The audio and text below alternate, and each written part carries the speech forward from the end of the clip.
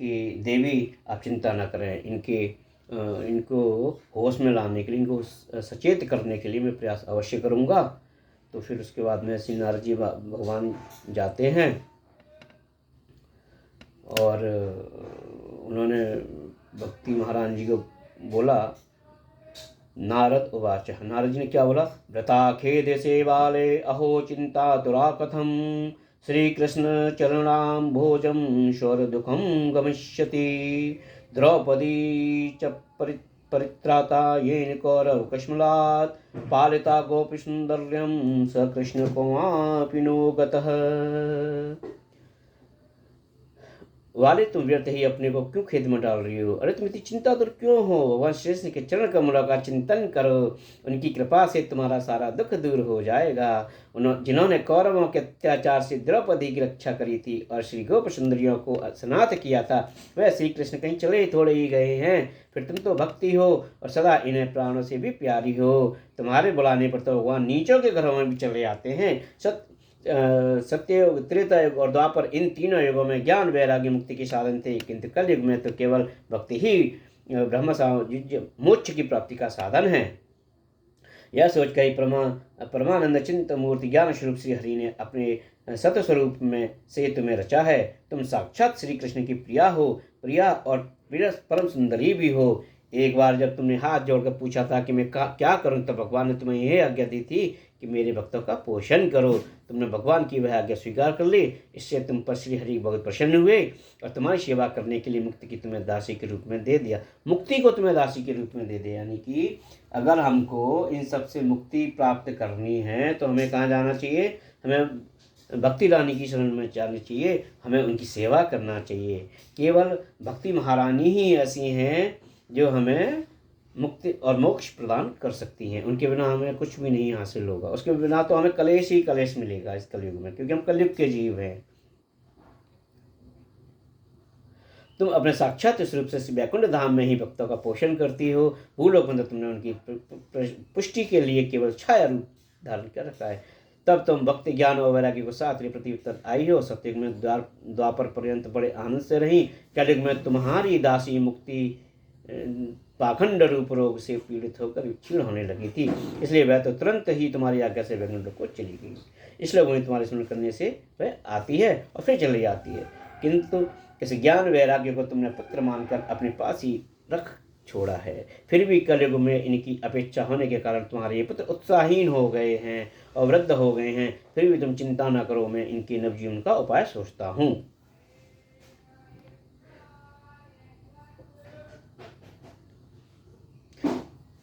और फिर कहते हैं कि जिनके हृदय में भक्ति महारानी का निवास है, उन्हें प्रेत, पिशाच, राक्षस आदि स्पर्श करने में भी समर्थ नहीं हो सकते हैं। तब वेदाध्ययन, ज्ञान और कर्म आदि किसी की साधना से भगवान वश में नहीं किए जा सकते, वे केवल भक्ति से ही वशीभूत हो जाते हैं। यहाँ नारद जी महाराज जो है हम सबके उद्धार के लिए भक्ति महारानी को निमित्त बनाकर उपदेश कर रहे हैं कि भगवान को केवल ज्ञान से प्राप्त नहीं किया जा सकता है ना, केवल वेदों से प्राप्त नहीं किया जा सकता, केवल शास्त्रों से प्राप्त नहीं किया जा सकता। भगवान को अगर प्राप्त किया जा सकता है तो केवल और केवल भक्ति के द्वारा प्राप्त किया जा सकता है। भक्ति कलयुग में केवल भक्ति ही सार है। भक्ति तो साक्षात श्री कृष्ण के सामने, भक्ति से तो भगवान साक्षात श्री कृष्ण उपस्थित हो जाते हैं अपने भक्तों के सामने और नृत्य करने लगते हैं और भक्तों को अभयदान देने वाले हैं, मुक्ति देने वाले हैं। सूत जी कहते हैं, इस प्रकार नारद जी के निर्णय किए हुए अपने मातम्य को सुनकर भक्ति के सारे अंग पुष्ट हो गई और वे उनसे कहने लगी। भक्ति महारानी ने कहा, अहो नारद धन्यो असि प्रतिस्ते मय निश्चला, न कदाचिन्नं चाम चित्ते स्थास्यामि सर्वदा, कृपालुना त्वया साधो मदात्वादो हिंसिता क्षणात्, प्रत्ययोश्चेतना नास्ति ततो बोधय। उन्होंने कहा, साधु आप बड़े कृपालु हैं, आपने क्षण भर में ही मेरा सारा दुख दूर कर दिया कि अभी मेरे पुत्र ज्ञान और वैराग्यों में चेतना नहीं आई है, आप इन्हें शीघ्र ही सचेत कर दीजिए, जगा दीजिए। सूत जी कहते हैं, भक्ति के वचन सुनकर नारद जी को बड़ा करुणा आई और उन्होंने हाथ हिला डुला कर दिखाने लगे। फिर उनके कान के पास जाकर जोर जोर से कहने लगे, अरे ज्ञान जल्दी जगो, अरे वैराग्य उठो उठो, जल्दी उठ पड़ो। फिर उन्होंने वेद ध्वनि वेदांत घोष बार बार गीता पाठ करके उन्होंने जगाया। वैसे बहुत जोर लगाकर, इससे वे जैसे तैसे बहुत जोर लगाकर उठे, किंतु आलस्य के कारण वे दोनों जवाएं लेते हुए नेत्र उगाड़कर फिर से सो गए, यानी फिर से अचेत हो गए। उनके बाल बगलों की तरह सफेद हो गए थे, उनके अंग प्राय की काट के समान तेज हो गए थे, कठोर हो गए थे। इस प्रकार भूख प्यास के मारे अत्यंत दुर्बल होने के कारण फिर सोते देखना नारद जी को बड़ी चिंता हुई और वे सोचने लगे। अब वे सोचने लगे कि मुझे क्या करना चाहिए।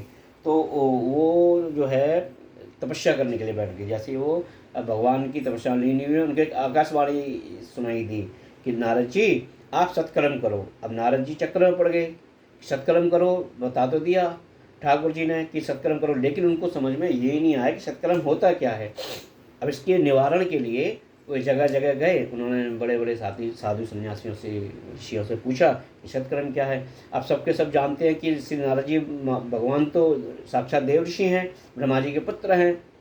जब इनको नहीं पता कि सत्कर्म क्या होता है तो हमें क्या पता कि सत्कर्म क्या होता है। वे सब जो है नारद जी की बात को इधर उधर काटने लगे, मतलब उनकी बात का उन्होंने ठीक ठीक जवाब नहीं दिया। अब नारद जी और परेशान हो गए। जब नारद जी और परेशान हो गए तो उन्होंने सोचा कि मुझे इन सबसे तो कुछ नहीं मिलने वाला, ये शायद मेरा रास्ता नहीं बता पाएंगे। तो उन्होंने सिर्फ बद्रिका आश्रम की तरफ प्रस्थान किया कि मैं वहाँ जाता हूँ, वहाँ हो सकता है कि कुछ मिल जाए, मुझे सत्य कर्म का मतलब कोई बताने वाला मिल जाए। सूत जी कहते हैं, सौनक जी तब ज्ञान वैराग्य दोनों वहाँ छोकना जी वहाँ से चल दिए और प्रत्यक्ष तीर्थ में जाकर मार्ग में मिलने वाले मनुष्य से उन साधन पूछने लगे, जैसा भी हमने बताया वैसे ही। ठीक है।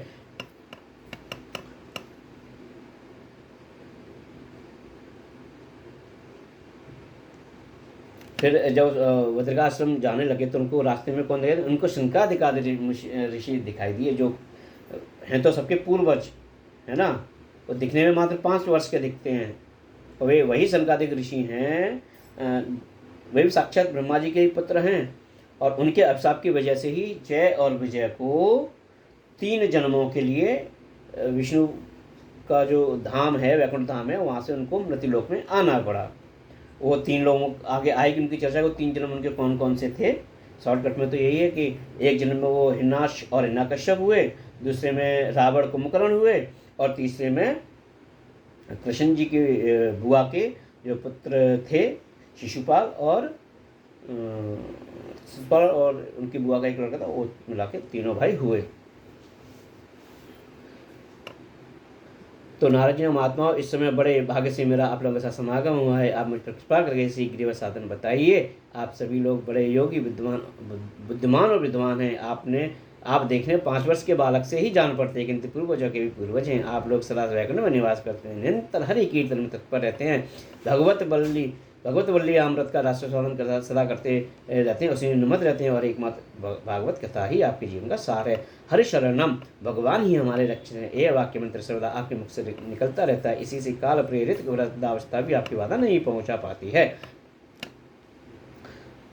उसके बाद में अब उनसे मिले तो फिर अब सनकादिक ऋषि ने उनसे प्रार्थना की कि प्रभु जी मैं यहाँ गया, वहाँ गया, वृंदावन में भी गया, वहाँ भी मैंने देखा भक्ति महारानी मिली, और भक्ति महारानी के साथ में, भक्ति महारानी तो यौवन में थी, उनके पुत्र ज्ञान और वैराग्य जो थे वो बिल्कुल बद्ध पड़े हुए थे, उनके सारे शरीर स्तेज थे, एकदम अचेत पड़े हुए थे, उनको कोई होश नहीं, कोई कुछ नहीं। बहुत प्रयास किया किंतु वे सचेत नहीं हो सके।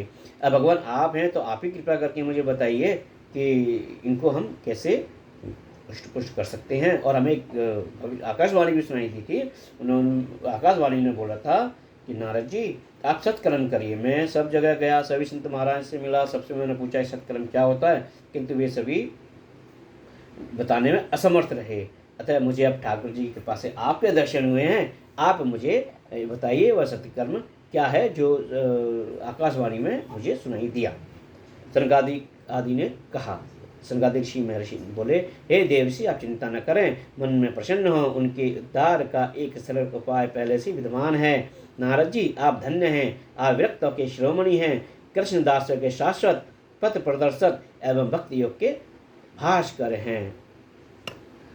कुमार उवाच मा चिंतां कुरु देवऋषे हर्षे चित्रसमावह उपाय सुखसाध्योऽत्र वर्तते पूर्व एव हि अहो नारदो धन्यो असि विरक्तानां शिरोमणि सदा श्रीकृष्णदासानां गृणीयोर्गभास्करः त्वं चित्रं न मन्तव्यं भक्तमुनिवर्तिनं घटते कृष्णदासस्य भक्ते संस्तापना सदा ऋषिविवर्गो लोके पन्थान् प्रकटीकृता श्रमसाध्याश्च ते सर्वे प्रायशवर्गफलप्रदा वैकुण्ठसाधकपन्थां सद्गोप्यो हि वर्तते तस्योपदिष्टा पुरुष प्रायो भाग्येन लभ्यते सत्कर्म तब निर्दिष्ट व्योम वाचायु यत्पुरा तदुच्यते शृण्वा स्थिरचित्त प्रसन्धि। आपको आकाशवाणी ने जिस कर्म का सचेत किया था उसे हम बतलाते हैं, आप प्रसन्न मन और महाचित होकर सुनिए। नारद जी, द्रव्य यज्ञ, तपो यज्ञ, योग यज्ञ और स्वाध्याय स्वरूप ज्ञान यज्ञ, ये सब तो स्वर्ग आदि की प्राप्ति कराने के वाले कर्म ही हैं और उन्हीं की ओर ले जाने के संकेत करते हैं। पंडितों ने ज्ञान यज्ञ को ही सकर्म मुक्तिदायक कर्म या का सूचक माना है। वह श्रीमद् भागवत का पारायण है, यानी कि सबसे बड़ा सत्कर्म जो ठाकुर जी ने बताया नारद जी को आकाशवाणी के द्वारा, उसको श्री सनकादिक जी महाराज कहते हैं कि सबसे बड़ा सत्कर्म जो मुक्तिदायक कर्म है उसका सूचक किसे माना जाता है? उसका सूचक माना जाता है श्रीमद् भागवत जी को, यानी कि उनका श्रीमद् भागवत कथा का पारायण करना वह सबसे बड़ा मुक्तिदायक सत्कर्म यहाँ श्री सुखदेव सनकादिक ऋषि जो है श्री नारद जी महाराज जी को बता रहे हैं। जिसका गान, वो कहते हैं आगे कि श्रीमद् भागवत का पारायण है और जिसका गान सुकादि महानुभावों ने किया है, यानी श्री सुखदेव जी भगवान जी ने भी किया है, सुखदेव जी महाराज जी ने भी किया है, सुखदेव महानुभावों ने किया है। उनके शब्द सुनने से ही भक्ति ज्ञान और वैराग्य को बड़ा बल मिलेगा। इससे ज्ञान वैराग्य का कष्ट मिट जाएगा और भक्ति को आनंद मिलेगा। सिंह की गर्जना सुनकर जैसे भेड़िए भाग जाते हैं, उसी प्रकार श्रीमद् भागवत की ध्वनि से कलियुग के सारे दोष नष्ट हो जाते हैं। प्रलयम हि गमिष्यन्ति श्रीमद्भागवत ध्वने कले दोषो मे सर्वे सिंह शब्दादिव्रका एव।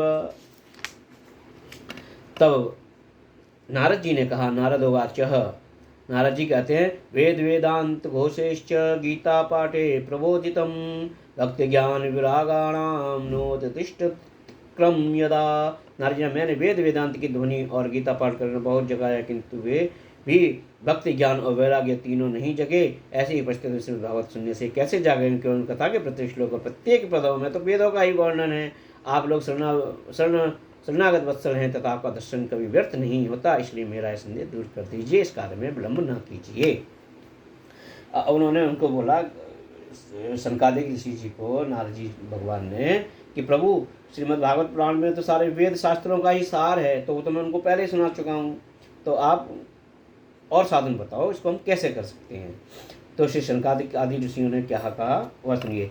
वेदोपनिषदां सराज्यतां भागवती कथा अत्युत्तमा ततो भाति पृथग भूता फलाकृति। श्रीमद् भागवत की कथा वेद और उपनिषदों के सार से बनी है, इसलिए इसमें अलग उनकी फलरूप होने के कारण भी बड़ी उत्तम जान पड़ती है। जिस प्रकार रस वृक्ष की जड़ से लेकर शाखा पर्यंत रहता है, किंतु इस स्थिति में उसका आस्वादन नहीं किया सकता। जैसे दूध में घी होता है, लेकिन हम दूध में से रोटियां नहीं चुपड़ सकते, दूध से हम पूरी नहीं बना सकते, मिठाई नहीं बना सकते, उसके लिए हमें क्या करना पड़ेगा? घी निकालने के लिए उसका एक प्रोसेस होता है। उसी तरीके से उन सबका जो प्रोसेस होकर जो निकलता है, रस निकलता है, वही श्री भागवत महापुराण है। आप उसका उनको सुनाओ, उनकी कथा उनको बताओ। जैसे दूध में घी रहता है, किंतु उस समय उसका अलग स्वाद नहीं मिलता, वही जब उससे अलग हो जाता है तब देवताओं के लिए भी स्वादवर्धक हो जाता है ना। खांड एक छोर बीच में व्याप्त रहती है तथा अलग होने पर कुछ और ही मिठास होती है। ऐसे यह भागवत की कथा है, वेदों के समान ही है, ठीक है। लेकिन इसको पढ़ने से, इसमें सबसे बड़ी बात क्या है, इसमें भगवान के भक्तों का भी वर्णन है, भगवान की लीलाओं का वर्णन है, आप ये उनको सुनाइए।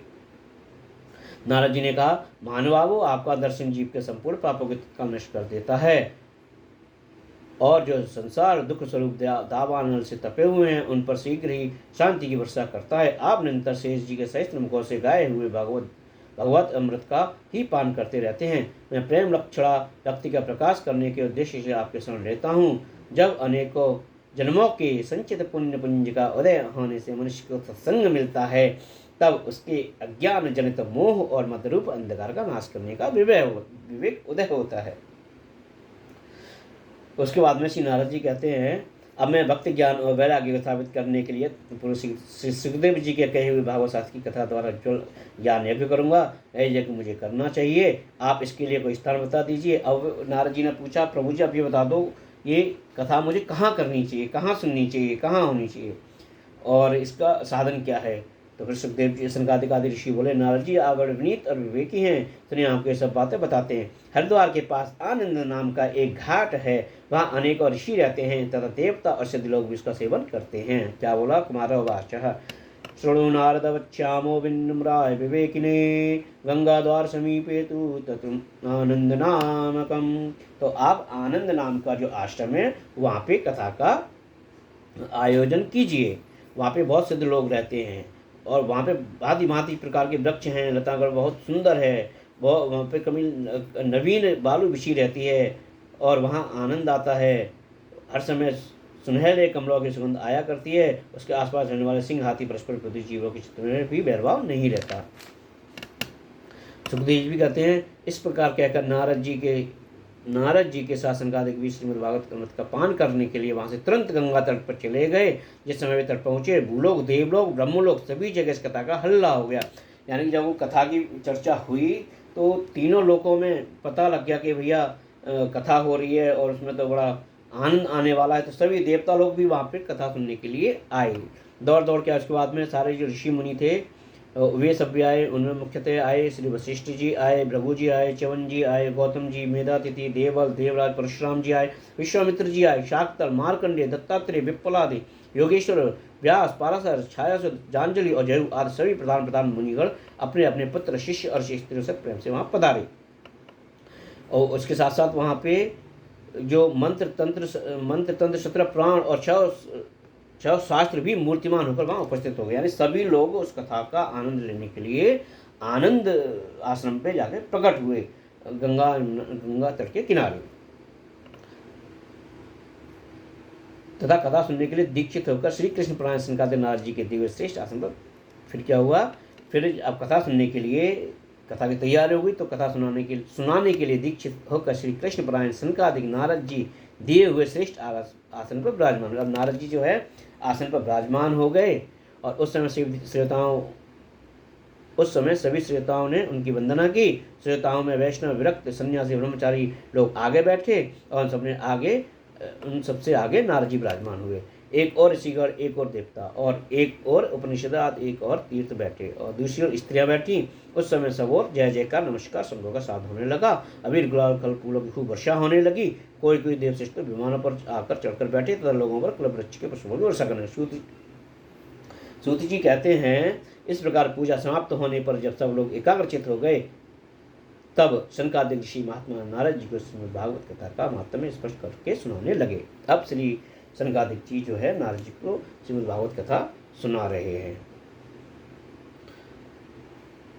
इसके श्रवण मात्र से मुक्ति हाथ लग जाती है। श्रीमद् भागवत की कथा का सदा सर्वदा सेवन आस्वादन करना चाहिए। इसके श्रवण मात्र श्री हरि हृदय में आप राजते हैं। इस ग्रंथ में 18 श्लोक और 12 स्कंद हैं तथा श्री सुखदेव और राजा परीक्षित का संवाद। आप यह भागवत शास्त्र ध्यान देकर सुनिए। यह जीव तभी तक अज्ञानवश इस संसार में भटकता है और जब तक छोड़ के प्राप्त नहीं, ये जब तक भटकता है जब तक इस महापुराण की जो अमृत वर्षा है वो हमारे कानों में नहीं होती है, तब हम सब अपने जीवन भटकते रहते हैं। जितने हमें इसके अमृत वर्षा हमारे जीवन में हो जाती है, हमारे कानों में हो जाती है और हम उसका श्रवण कर लेते हैं, उसके बाद हमारे सारे कष्ट नष्ट हो जाते हैं और हमें किसी से मोह नहीं रहता।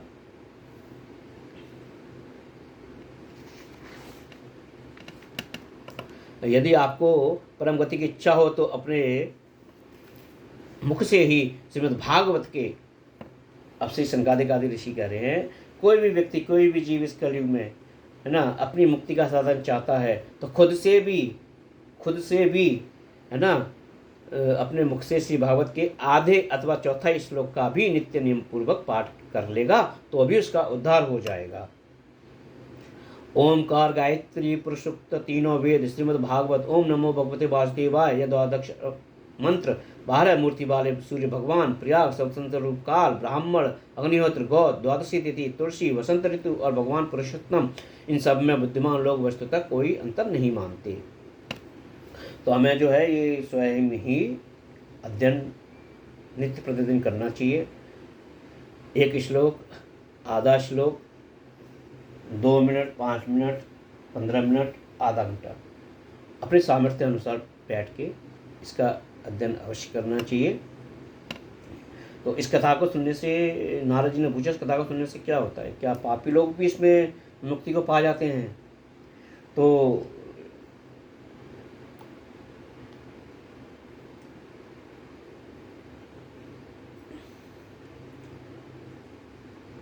उन्होंने एक कथा सुनाई। एक ब्राह्मण थे,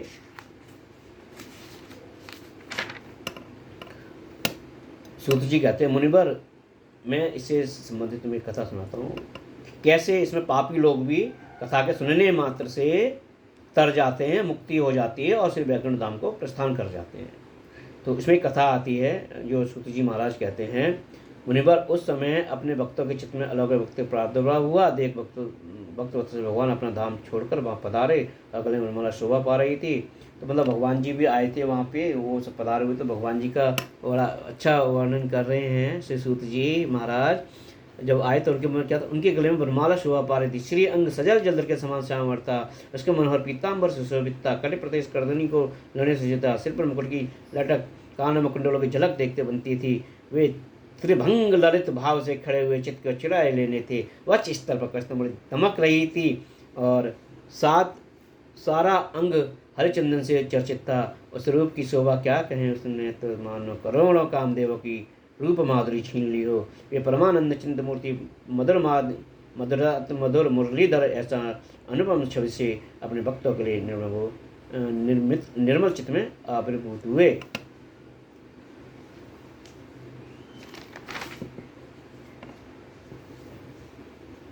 अब वो बता रहे हैं कि इसमें किस किस को मुक्ति मिली है, कैसे मुक्ति मिल सकती है। तो इसमें एक कथा का वर्णन आता है।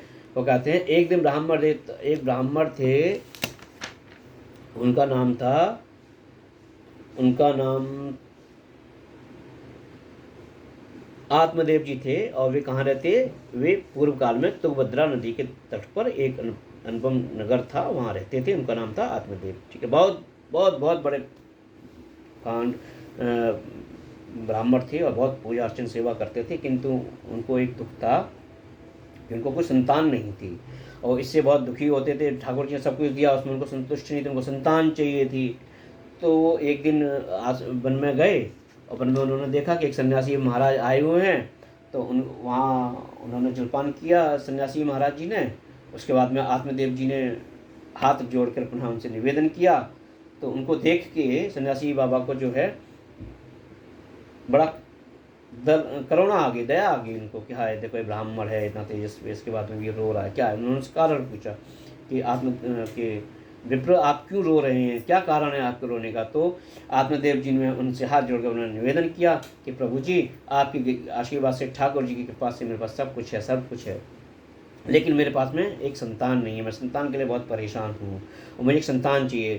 तो फिर संत बाबा जी ने देखा उनको कि भाई इनके तो संतान सुख है ही नहीं है इनको। तो उन्होंने बोला, देखो जी आत्मदेव जी, मैंने आपका पूर्व काल देखा है, प्रारब्ध देखा है, आगे भी देख रहा हूँ, 7 जन्म तक आपको संतान प्राप्ति होने का कोई साधन, कोई भी योग नहीं है। तो इससे उनको बहुत कष्ट हुआ। आत्मदेव जी को कहते हैं, नहीं, मुझे तो संतान चाहिए। अगर आप संतान नहीं दोगे संत जी, तो मैं यहीं आपके सामने आत्मदाह कर लूँगा, आत्महत्या कर लूँगा, मैं अपने प्राण त्याग दूंगा। आत्महत्या नहीं, प्राण त्याग दूंगा। तो ऐसे उनको और ज़्यादा करुणा आई, दया आई। तो बोले कि उससे तुम्हें सुख नहीं मिलेगा, दुख होगा। कहते नहीं, मुझे तो संतान चाहिए, बिना संतान के जीवन अधूरा है। मैं मेरे पितर मुझे कोसते हैं, संतान नहीं होने के मेरे जो मित्रांजलि जो मैं अपने पूर्वजों को जल तर्पण करता हूँ उसको भी वे गरम गरम सांसों के साथ में स्वीकार करते हैं। मेरे गाय आती है वो बांझ हो जाती है, मेरा फल वृक्ष मैं पेड़ वृक्ष लगाता हूँ वे फल नहीं देते हैं। तो इस तरीके से बहुत दुखी हूँ, मुझे संतान चाहिए, मुझे नहीं पता। तो बड़ी बड़ी करुणा से दया भाव से उन्होंने एक फल जो है आत्मदेव जी को दिया और उनसे कहा कि आप अपनी पत्नी को दे देना। तो उनकी पत्नी थी धुंधली। धुंधली जो थी बड़ी झगड़ालू, ईर्ष्यालु, मतलब एकदम दोनों जैसे कहते हैं 36 का आंकड़ा, उस तरीके से थी। वो कभी पति की बात मानती नहीं। तो उन्होंने वो फल ले जाके अपनी पत्नी धुंधली को दिया। उनसे कहा कि धुंधली आप ये फल खा लो। उसके बाद में धुंधली को बताया कि तुम जब ये फल खा लोगे तो तुम्हें एक संतान की प्राप्ति होगी। अब उस और स्वभाव जैसा स्त्री स्वभाव होता है वैसे ही वो भी सोचने लगी, अरे अरे अरे अरे मैं ये फल खा लूँगी तो मैं गर्भधारण कर लूँगी, मेरा पेट बढ़ जाएगा, तो मेरे पे काम नहीं होगा, चोर आ जाएंगे तो भागूंगी कैसे, और जब मैं कुछ काम नहीं कर पाऊंगी तो मेरी नंद आ जाएगी, वो सारा सामान जो है समेट के ले जाएगी और मैं कुछ कर भी नहीं पाऊंगी। तो ऐसे ऐसे तर्क उसके दिमाग में आने लगे और उसने वो फल उठा के जो है रख दिया। अब अगले दिन जो है उसकी बहन आई। तो उसने अपनी बहन को बताया कि बहन देख ये फल दिया है पंडित जी ने, और मैं अगर इसको खा लूँगी तो मेरा गर्भ हो जाएगा, और गर्भ हो जाएगा तो अगर चोरों ने अटैक कर दिया, धावा बोल दिया तो भाग भी नहीं पाऊंगी, मैं मारू जाऊंगी। और उसके बाद में भी जब बालक हो जाता है तो सुना है बहुत बालक होता है तो बहुत कष्ट होता है, प्रसव पीड़ा बहुत ज़्यादा होती है, उसे भी मैं सहन नहीं करूँ, मैं तो कितनी कोमल हूँ, मैं तो ये सब कर ही नहीं सकती। उसके बाद में जब बालक हो जाएगा तो उसका इतना करना कराना होता है कि मैं कर ही नहीं सकती, मैं तो वैसे ही इतनी बिजी रहती हूँ। बिजी कहाँ में रहती थी वो, सब इधर उधर की व्यर्थ की बात है, मैं ठाकुर जी से कोई लेना देना उसका था नहीं। तो उसकी बहन ने कहा चल सुन एक काम कर, मैं गर्भवती हूँ और मेरे जो बालक होगा वो मैं तुझे दे दूंगी, उसके बदले तू मेरे पति को कुछ धन दे देना। तो उसको धुंधली की बात समझ में आ गई, तो उसने वो फल जो है अपनी बहन को दे दिया। तो उसकी बहन को दे दिया तो 6 महीने बाद बालक हुआ। तो उसने कहा कि भाई ये उसकी बहन ने धुंधली को दे दिया, और धुंधली ने आत्मदेव जी को कहा भाई ये पुत्र हुआ है तो उन्होंने इसका नाम रख लो। तो कहती है कि भाई मेरा पुत्र तुम अपना नाम रखूँगी। तो धुंधली ने उसका नाम रखा धुंधकारी है, तो उसका नाम धुंधकारी रख लिया। अब धुंधकारी भैया जैसी माँ वैसा पुत्र, और उससे भी 4 कदम आगे निकला वो तो भैया। उसी समय क्या होता है कि उसके 3 महीने बाद जो वो फल था वो फल उसने गाय को दे दिया, वो फल जो है उसने गाय को दे दिया था। तो उससे एक सुंदर बालक हुआ, उसके कान गाय के समान थे, स्वरूप जो था एक मानव इंसान जीव की तरह था। तो पंडित जी ने उस बालक के सारे संस्कार खुद ही किए और उसका नाम रखा गोकर्ण। तो अब लोगों को बड़ी प्रसन्नता हुई कि देखो कहाँ पंडित जी को एक पुत्र नहीं हो रहा था, अब तो पंडित जी की पत्नी ने भी पुत्र को जन्म दिया है और उनकी गाय ने भी जन्म दिया। देखो कितना अच्छा बालक है ये, है ना। तो उसका नाम रखा गोकर्ण। गोकर्ण जो बचपन से स्वभाव से ही बड़े शील स्वभाव थे, भगवान में उनका अपार मन लगा रहता था, भक्ति में लगे रहते थे, वो सारे पूर्ण कार्य करते थे और आत्मदेव जी ने ही उनके सारे संस्कार किए थे। और धुंधकारी जो था वो दुष्ट प्रवृत्ति का हो गया, राक्षस प्रवृत्ति का होगा। वो जहाँ बालक मिल जाते उन्हें मारता कूटता, किसी को बालक को मार के काट के कुएं में डाल देता। और आत्मदेव जी बड़े परेशान हो गए, धुंधकारी बड़ा हो गया, उसकी राक्षसी प्रवृत्ति जागती रही। और गोकर्ण जी जो है फिर अपने पिताजी को समझा बुझा के कि ये घर परिवार में कुछ नहीं रखा है, अब वृद्ध हो गए, अब आप चाहिए वन आश्रम में जाकर आप भगवान की सेवा करिए, चिंतन कीजिए, क्योंकि आपको मुक्ति प्राप्त करनी चाहिए, इस परिवार में कुछ नहीं है। ऐसा करके से आत्मदेव जी जैसे गोकर्ण जी ने बताया था वो चले गए घर छोड़ के। अब उसकी माँ रह गई, गोकर्ण की माँ यानी कि धुंधकारी की भी माँ थी वो, तो धुंधकारी की माँ रह गई, आत्मदेव जी चले गए। तो उसने क्या किया, उसने अपनी माँ को एक दिन मार डाला, मार के कुएं में डाल दिया। अब कुएं में डालने के पश्चात क्या होता है, उसकी स्थिति और ख़राब हो गई। 5 वैश्याओं के साथ में वो घर में रहने लगा। 5 वैश्याओं के साथ में जब घर में रहने लगा तो उनको धन चाहिए, उनको तो किसी से मतलब होता नहीं है। तो उसने उनसे बोला कि भाई मेरे लिए धन लेके आओ। तो वो गया, एक दिन बहुत सारा धन लेके आ गया। और जब बहुत सारा धन लेके आ गया तो रात में उन 5 के मन में क्या ख्याल आया, उनके मन में विचार आया कि ये बहुत बड़ा चोर है, एक न एक दिन तो राजा इसको पकड़ ही लेगा। जब राजा इसको पकड़ेगा तो इसके साथ हम भी पकड़े जाएंगे, तो इससे बढ़िया है कि हम इसको आज ही मार दें। तो फिर उन्होंने धुंधकारी को मार दिया। जब वो नहीं मरा तो उसके मुंह में आग रख दी, आग भर दी उसके मुंह में। इस तरीके से उसने अपने प्राण त्यागे। प्राण त्यागने के पश्चात धुंधकारी जो है कौन हुआ, प्रेत योनि में चला गया। और गोकर्ण जी जो है अपने सभी तीर्थों पे भ्रमण कर रहे थे। उनको किसी ने बताया कि तुम्हारे भाई धुंधकारी की मृत्यु हो गई है। तो उन्होंने उसका पिंडदान कई बार किया गया जी में। जब वो हमने गया जी में पिंडदान करने के उपरांत पुष्कर जी, काशी जी, सब जगह, रामेश्वरम जी, सब जगह घूमकर जब आए घर पे तो घर पर रहने लगे। तो रात में उनको जो है बड़े भयंकर भयंकर सपने से दिखाई देने लगे। कभी ऊंट, कभी भालू, कभी शेर, राक्षस भैंसे के रूप में आने लगे। तो उन्होंने सोचा कि सब क्या है। उन्होंने आवाज़ लगाई, तुम कौन हो, मेरे सामने प्रकट हो जाओ। वो इतना पापी था कि बोल भी नहीं सकता था, बोल भी नहीं सका। तो फिर उन्होंने जल लिया, गोकर्ण जी ने जल हाथ में लिया और उस पर मारा। उसको मारते ही वो एक जो है प्रेत की योनि में प्रकट हो गया। उसने बोला कि भाई तुम कौन हो। उसने बोला मैं तुम्हारा भाई धुंधकारी हूँ और मेरे ऐसे ऐसे हत्या हुई है, मैं बहुत बहुत बड़ा पापी हूँ, मैं प्रेत योनि में गया हूँ। तो उन्होंने बोला गोकर्ण जी ने, मैं तो तुम्हारे कई बार तर्पण करके आया हूँ, गया जी में पिंडदान करके आया हूँ। तो फिर धुंधकारी कहता है कि भैया मैं बहुत बड़ा पापी हूँ, मेरा ऐसे नहीं हो सकता, कुछ आप कोई और उपाय ढूंढो। तो उन्होंने बोला अच्छा ठीक है, तुम जैसे हो जहाँ हो अभी वैसे ही रहो, मैं कुछ उपाय करता हूँ।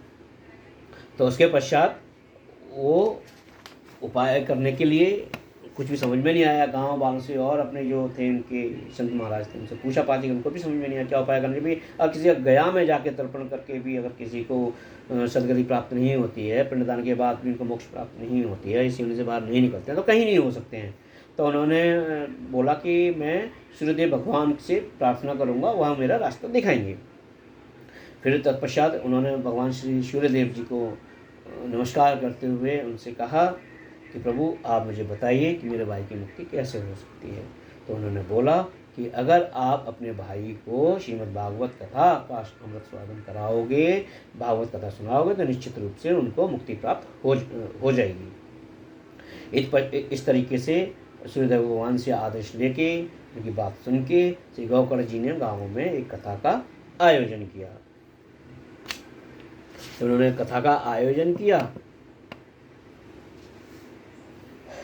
तो अब धुंधकारी देखने लगा मैं कहाँ बैठूं, तो उसको वहाँ पर एक 7 गांठ का बांस दिखाई दिया। तो वो उस बांस में जाके बैठ गया। अब श्री गोकर्ण जी कथा सुनाते हैं, सब लोग गांव के भी होते हैं, समाज के लोग होते हैं, सब कथा सुन रहे होते हैं। और कथा को सुनने के बाद में जब पहले दिन की कथा विश्राम होती है तो सब लोग क्या देखते हैं कि बांस की जो एक गांठ होती है ना, वो बांस भड़भड़ा के फट जाती है पहले दिन। तो सबको आश्चर्य होता है कि ये क्या हुआ, ये क्या हुआ, ये क्या हुआ। ऐसे दिन पहले दिन, दूसरे दिन, तीसरे दिन, 7वें दिन जो 7वीं गांठ थी बांस की वो भी फट जाती है और उसमें से एक दिव्य रूप धारण किए हुए उनका भाई आता है। कौन? धुंधकारी प्रकट हो जाता है। तो धुंधकारी प्रकट हो जाता है तो चर्चा होती है। और इसमें इतनी देर में क्या देखते हैं कि भगवान के पार्षद विमान लेके आते हैं और वो धुंधकारी को अपने साथ विमान में ले जाके वैकुंठ लोक को ले जाना चाहते हैं। तब गोकर्ण जी कहते हैं कि प्रभु एक मिनट रुकिए, आप मेरी बात सुनिए, आप केवल इनको क्यों ले जा रहे हो? भाई कथा तो मैंने कही और इन सब लोगों ने सुनी। तो वे कहते हैं कि भैया कथा सुनी तो सबने थी। तो जब गोकर्ण जी कहते हैं कि जब सबने सुनी तो सबके लिए आना चाहिए ना विमान, इस अकेले के लिए क्यों विमान आ रहा है? तो फिर पार्षद कहते हैं कि सबने कथा सुनी, लेकिन गोकर्ण धुंधकारी ने मन लगा के पूरे तन मन से अपनी कथा, आपकी कथा को सुना। और जो व्यक्ति इस भागवत जी को मन लगा के सुनेगा वो मोक्ष को प्राप्त होता है, ऐसी हमारे शास्त्र कहते हैं, संत महाराज कहते हैं, गुरुदेव भगवान कहते हैं। ठीक जी। तो अब मुझे क्या करना चाहिए? उन्होंने बोला कि आप पुनः भागवत जी का आयोजन कीजिए और सब लोग मन लगा के सुनिए, तो ये आप सब लोग भी वैकुंठ लोक को जाओगे। अब क्या होता है, 1 साल बाद फिर पुनः सावन माह आता है। फिर सावन में फिर से अब गोकर्ण जी भागवत कथा का आयोजन करते हैं। और जो भागवत कथा का आयोजन करते हैं सभी लोग तन मन धन से अब अपना ध्यान लगा के कथा सुनते हैं।